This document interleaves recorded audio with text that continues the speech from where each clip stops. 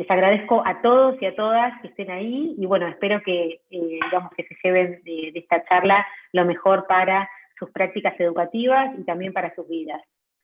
Estas preguntas, digamos, que les voy a traer tienen que ver con un poco despertarnos a, digamos, a la complejidad del mundo, digamos, actual. O sea, el Foro Económico Mundial estás hablando de que la automatización va a desplazar unos 85 millones de puestos de trabajo, pero se van a crear otros tantos vinculados al área de ingeniería, de matemática, de arquitectura, y bueno, esta es una de las preguntas.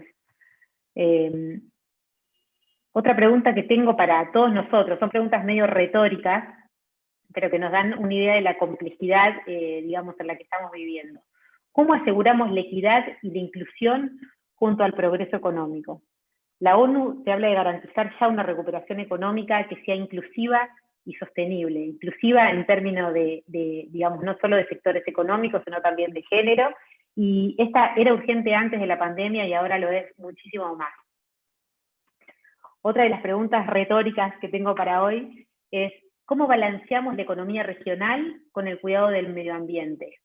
Bueno, en este ejemplo del World Economic Forum, una empresa española transforma basura del océano en una ropa que es hermosa, dice la nota. Y la última pregunta, para pensar, sería, ¿cómo usamos para el bien común el conocimiento que se genera en la Estación Espacial Internacional? Espero que muchos la conozcan, pero esta Estación Espacial Internacional congrega a 5 agencias internacionales, digamos, las más grandes del mundo, y se ocupa de estudiar, de enviar a sus mejores profesionales y estudiar temas como astrobiología, astronomía, meteorología física y otros campos científicos fundamentales para, digamos, para nuestra vida en la Tierra, y que solo se pueden estudiar, digamos, digamos, allí por las condiciones que tiene de microgravedad el ambiente. Bueno, esto es una de las notas, digamos, que postean todo el tiempo en la NASA de los descubrimientos del día o en que estuvieron trabajando. Y después de pensar en estos grandes desafíos, me gustaría reflexionar con ustedes sobre qué habilidades les parece que necesitamos nosotros, nosotras y los niños y niñas de hoy y los ciudadanos del futuro para estar a la altura de desafíos tan complejos. Ahí las chicas les van a poner en el chat un Padlet para que ustedes puedan ir posteando. Lo único que tienen que hacer es cliquear y escribir qué habilidades se les ocurre. No le pongamos todavía nombre a habilidades del siglo XXI. Imaginen habilidades. Yo voy a ir perfectando lo que ustedes postean. Bueno, creatividad, imaginación, pensamiento crítico, tecnología. Creatividad, se ve muchísimo. Bueno, muchísimas gracias. Después lo voy a volver a ver porque me parece muy relevante tomar las ideas de ustedes, pero veo mucho creatividad, pensamiento crítico. Sí, estas habilidades ya las vamos a ver y las vamos a profundizar un poco más. Me quería sondear un poquito qué estaban pensando cuando pensábamos en estas preguntas. Y entonces, ¿cuál es el rol de la educación en todo esto, en toda esta complejidad enorme? El profesor Andreas Schleicher, el director de digamos, de Educación y Habilidades de la OECD, que es la organización que, digamos, que toma las pruebas PISA, que en educación estamos bastante familiarizados, dice que hoy en día la educación supone formas de pensar que implican o suponen enfoques creativos, críticos para la resolución de problemas y la toma de decisiones, y que se trata de integrar nuevas formas de trabajar, que incluyen colaboración y comunicación, pero también herramientas que nos demandan conocer y explotar el potencial de nuevas tecnologías para incluso evitar sus riesgos. Esto suena bastante complejo, ¿no? No se asusten, porque vamos a ir metiéndonos de a poco y finalmente van a ver que muchas de las cosas que vamos a profundizar ustedes posiblemente ya las hagan y algunas otras podamos integrar en la práctica educativa. Antes de seguir, quisiera un poco acordar con ustedes de qué hablamos cuando hablamos de conocimientos, habilidades y competencias.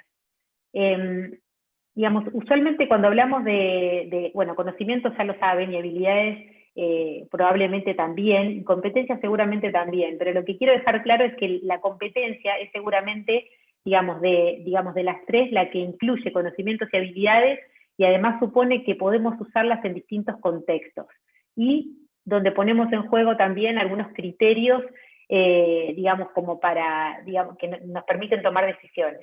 Les voy a dar un ejemplo que les puede resultar más cercano que hablar desde la teoría. Ustedes pueden leer sobre lo que es una red social, pueden leer de qué se trata, cómo se usa, cómo se administra, qué valor tiene. Esto quizás es un conocimiento del que incluso ustedes pueden hablar y pueden contar. Ahora, si ustedes deciden abrirse una red social, por ejemplo Facebook, que posiblemente la mayoría de ustedes tenga, ustedes abren Facebook, se hacen un usuario, empiezan a hacer amigos, a buscar a sus compañeros del secundario, del trabajo, empiezan a postear fotos y van ganando, digamos, una destreza en el manejo de esa red. Ahora, cuando ustedes deciden abrirse otras redes, por ejemplo Instagram, o deciden abrir LinkedIn u otras redes más, y empiezan a entender que cada una de ellas tiene características distintas, que por ejemplo en LinkedIn ya no van a postear fotos con amigos, sino que van a postear una nota, o van a, digamos, a tener que tener otros criterios en juego, ustedes van ganando lo que se llama competencia. Les traigo un caso concreto. Estas son fotos reales, tomadas en una escuela de Arkansas, una escuela técnica, media, allá, que es, digamos, son chicos de unos 13, 14 años. Estos chicos están aprendiendo, la foto de la izquierda está programando, parametrizando, metiendo en la máquina ciertas características de soldadura que luego va a practicar con un simulador. Ahí está poniendo en juego probablemente conocimientos, destrezas, habilidades, el estudiante, y en la foto de la izquierda se ve que ya está por empezar a hacer la simulación de soldadura en una práctica que hasta le resulta muy familiar en términos de que es muy parecida a los juegos que hace en la casa, ¿no? Que muchos de los cuales también usan simuladores. Ahora, finalmente hablamos de conocimientos, de habilidades, pero digamos, yo creo que estos estudiantes van a ganar competencia real de soldadura, no tanto de tecnología, de manejo de tecnología, sino de soldadura, cuando vayan a campo, cuando tengan la posibilidad de probar otro tipo digamos, de herramientas, de tener contacto con los metales y demás.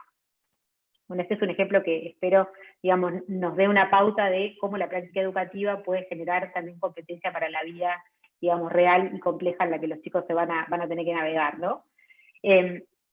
Y ya metiéndonos en lo que son las habilidades del siglo XXI, después de las distinciones de conocimientos, habilidades y competencias, las habilidades del siglo XXI finalmente incluyen a las tres dimensiones, y lo que hacen es conectar estos conocimientos, habilidades y competencias en una práctica, digamos, que apunta a resolver desafíos reales. Digamos, desafíos complejos y reales, digamos, como lo que los chicos y las chicas van a tener que resolver en sus vidas adultas. Esta distinción me gustó, es de la Academia Nacional de Ciencias de Estados Unidos, y, digamos, lo que hace es dividir estas habilidades del siglo XXI en tres tipos: cognitivas, intrapersonales e interpersonales. Me parece que esa distinción nos va a servir para profundizar un poquito más de qué se trata, digamos, todas estas habilidades. Las intrapersonales posiblemente son a las que no estamos tan acostumbrados, algunos quizás sí, pero digamos, son las que tienen que ver con, digamos, armar nuestro set de recursos personales, de aptitudes mentales, incluso ante el aprendizaje, y elementos de la personalidad que necesitamos desarrollar para, por ejemplo, persistir ante objetivos que suponen un esfuerzo discrecional, autorregularnos para quedarnos sentados cuando tenemos ganas de hacer otra cosa, pero nos conviene, digamos, terminar una tarea compleja o intelectual para lograr un resultado a largo plazo. Y también, digamos, está en esta categoría intrapersonal la apertura a la diversidad, la responsabilidad social, la ciudadanía, y por fin están las interpersonales, que también estamos muy acostumbrados en educación, que tienen que ver con las habilidades, las competencias, digamos, donde ponemos en juego la relación con los demás, la colaboración, el trabajo en equipo. Digamos, aquí aparece también el liderazgo, digamos, que es muy complementario digamos, a las competencias interpersonales, y donde aparece la integridad y la apreciación por la diversidad, que parece fundamental, digamos, en esta época.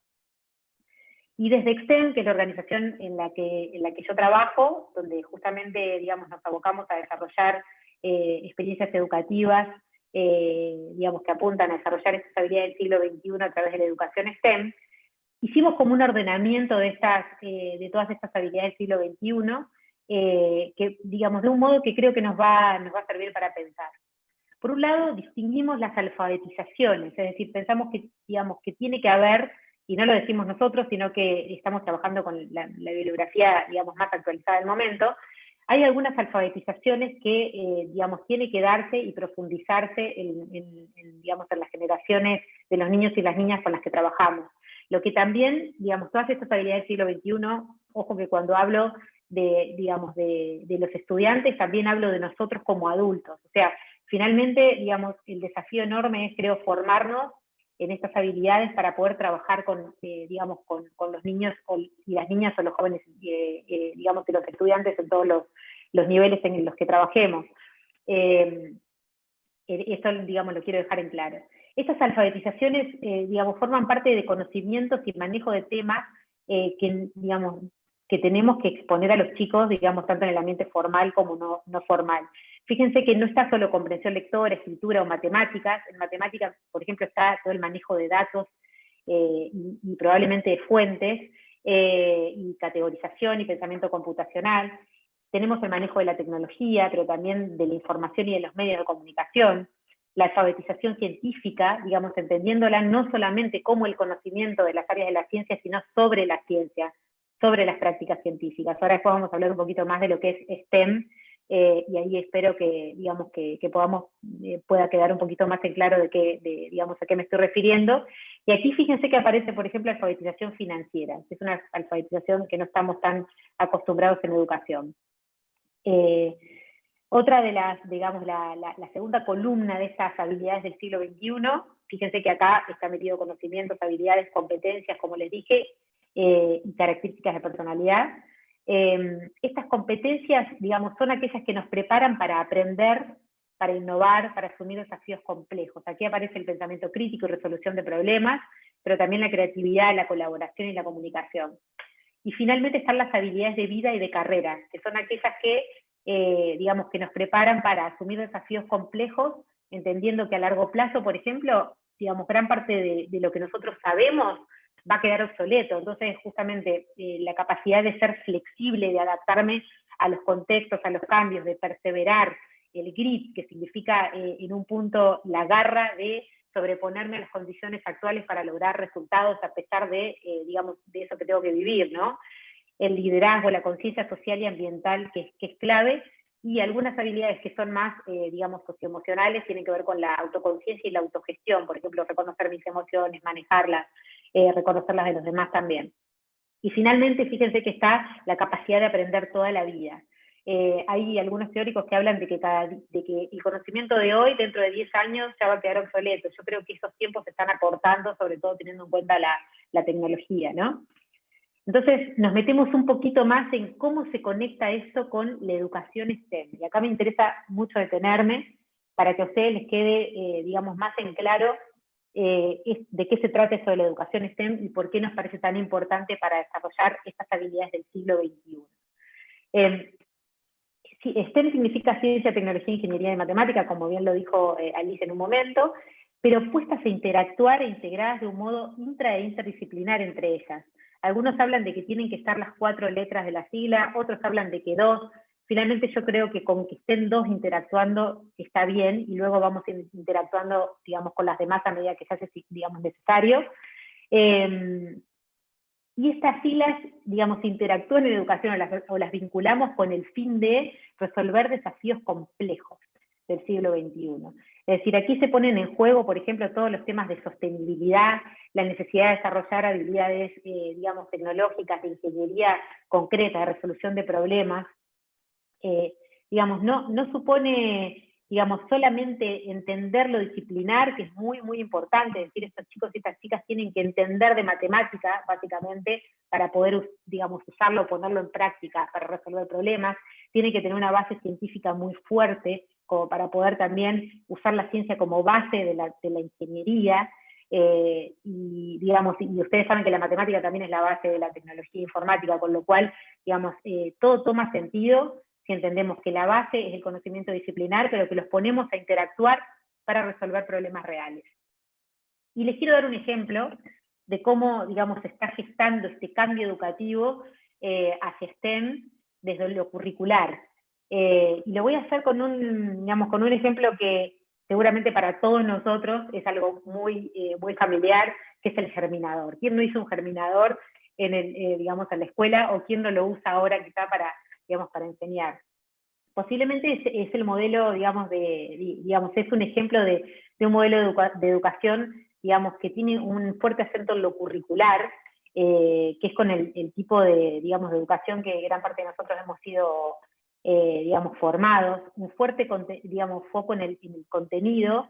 Si bien hacer un germinador es vivencial porque los chicos tienen una experiencia, finalmente tiene poca conexión con resolver problemas reales, por ejemplo, y si bien es activa en cuanto a lo hacer, a lo manual, no demanda, gran esfuerzo cognitivo en términos de que es más parecido a una receta a veces que a una experimentación vivencial.